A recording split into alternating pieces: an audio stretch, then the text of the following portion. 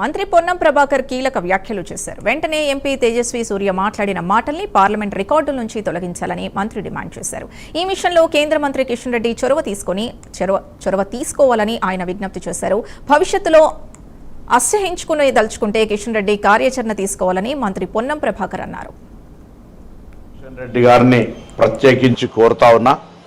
నిన్న కర్ణాటక ఎంపీ తేజస్వి గారు మాట్లాడి తెలంగాణ విభజన భారత్ పాకిస్తాన్ విభజనతో పోల్చిన సందర్భంలో అవి పార్లమెంటు రికార్డు నుంచి తొలగించాలనే డిమాండ్ను నిన్ననే గౌరవ స్పీకర్ గారిని కోరినాం.